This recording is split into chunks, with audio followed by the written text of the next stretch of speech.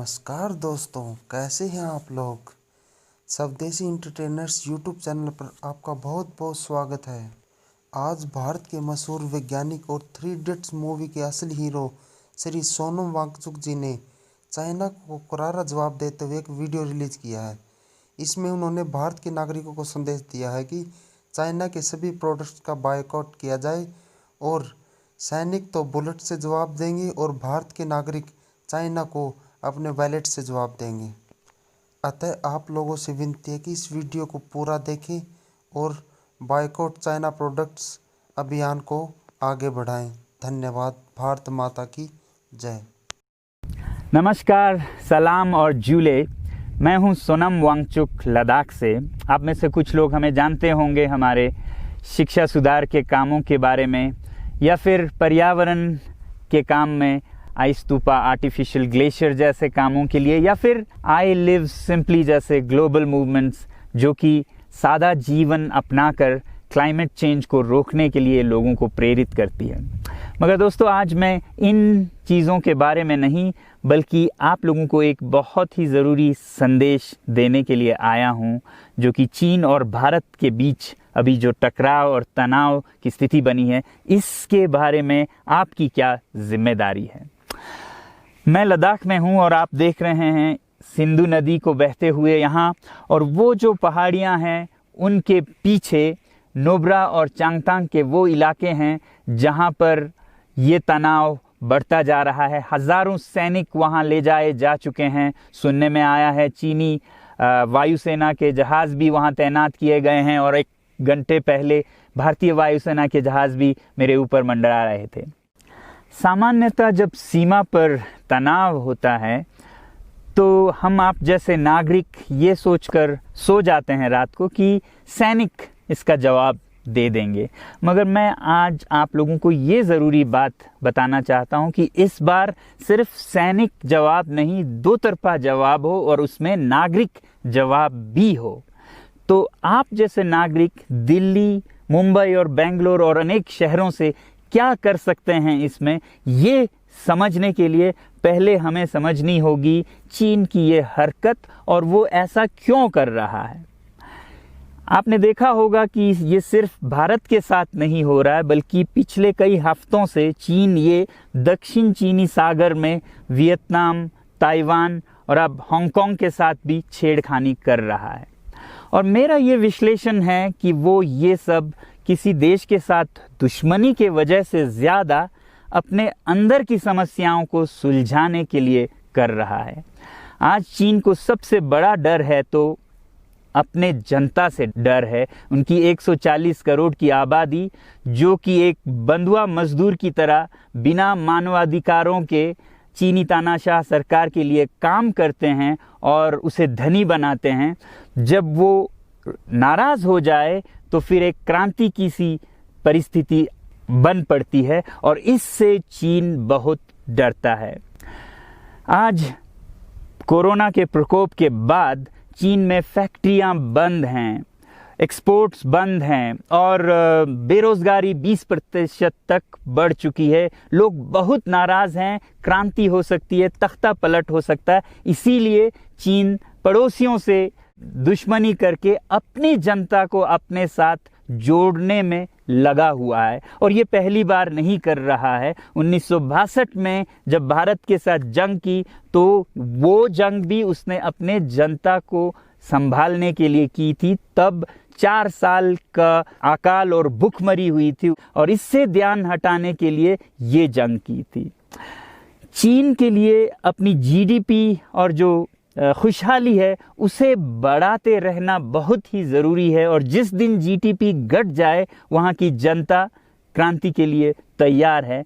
मैं तो कहता हूँ कि इस बार भारत की बुलेट पावर से भी ज़्यादा वॉलेट पावर काम आएगी। जो नागरिक पैसा खर्चते हैं चीन के सामान को खरीदने में, ज़रा सोचिए, हम आप भारतीय उद्योग को मारकर चीन से मूर्तियों से कपड़ों तक हर साल 5 लाख करोड़ के सामान खरीदते हैं, और फिर यह पैसा आगे जाकर हमारे सीमा पर हथियार और बंदूक बनकर हमारे सैनिकों के मौत का कारण बन सकती हैं।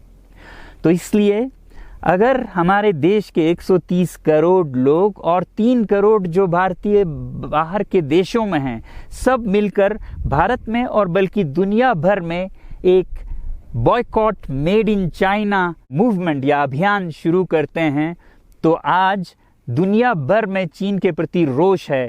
हो सकता है कि सारी दुनिया साथ आए और इतने बड़े स्तर पर चीनी व्यापार का बॉयकॉट हो कि चीन को जिसका सबसे बड़ा डर था वही हो, यानी कि उसकी अर्थव्यवस्था डगमगाए और उसकी जनता रोष में आए, विरोध और तख्ता पलट।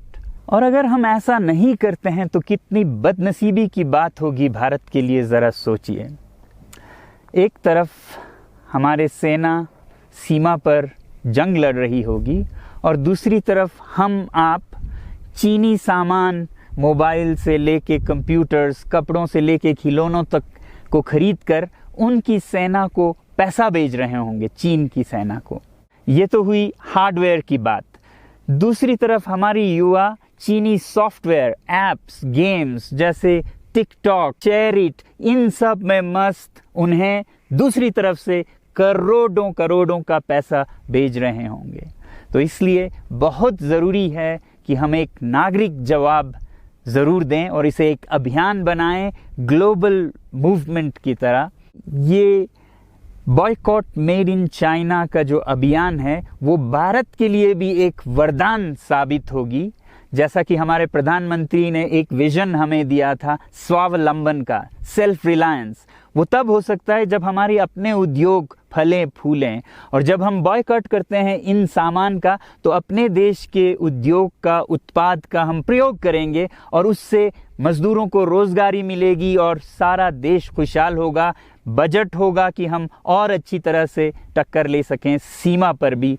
तो इसके लिए मैं आप लोगों से अपील करता हूं कि जहां तक ऐप्स और सॉफ्टवेयर की बात है तो हमारे युवाओं को एक हफ्ते में उन्हें अनइंस्टॉल करना चाहिए। Boycott made in China, software in a week and hardware in a year. क्योंकि साजो सामान के लिए वक्त लगेगा हमारे अपने देश से और बाहर से विकल्प निकलने तक, तो उसे हम 1 साल के अंदर कर सकते हैं। तो ये हम न सिर्फ अपना प्रतिज्ञा करें बल्कि 100 और लोगों को इसके बारे में समझाएं, शेयर करें सोशल मीडिया पर, और हमारी जो मीडिया है वो जनता तक, देश के कोने कोने तक पहुंचाए। और जैसे ही इसका असर दिखने लगेगा, इंटरनेट से ऐप्स लाखों में, करोड़ों में अनइंस्टॉल होंगे, तो चीन को संदेश साफ जाएगा और यही एक तरीका उसे मेज़ पर पहुंचा सकती है जहां पर कि बातचीत हो शांति की। तो जाते जाते मैं ये बता दूं कि मैं क्या करने जा रहा हूं। इस फ़ोन पर जो भी चीनी ऐप्स हैं उन्हें तो मैं 1 हफ्ते में हटा रहा हूं, बल्कि ये फ़ोन जो कि चीन में बना है इसे भी मैं 1 हफ्ते में अपनी ज़िंदगी से अलग कर रहा हूं। और 1 साल के अंदर हर वो चीज़ जिस पे मेड इन चाइना लिखा है उसे ज़िंदगी से निकालने जा रहा हूं। हमें चीन से, चीनी लोगों से कोई समस्या नहीं है, चीनी सरकार और उनकी रवैयों से समस्या है। जब तक चीन में परिवर्तन ना हो हमें ऐसा करना होगा। और आप लोगों से मैं अपील करता हूं कि आप अपने शहर में, अपने मोहल्ले में ऐसे इवेंट्स करें जहां लोग प्रतिज्ञाएं करें कि चीनी सामान का बहिष्कार करें जब तक चीन में परिवर्तन ना हो। और मैं सालों से कहता रहा हूं कि 21वीं सदी में देश के लिए जान देने की नहीं बल्कि ज़िंदगी देने की ज़रूरत है। लद्दाख में बढ़ते हुए ये देश के लिए जान देने का कारोबार बहुत देखा, और जहां एक तरफ मैं सलाम करता हूं उन लोगों के लिए, उन लोगों को जिन्होंने देश के लिए जान दिया, मगर इस 21वीं सदी में मेरा ख्याल है कि देश के लिए जान देने की नहीं, ज़िंदगी देने की ज़रूरत है।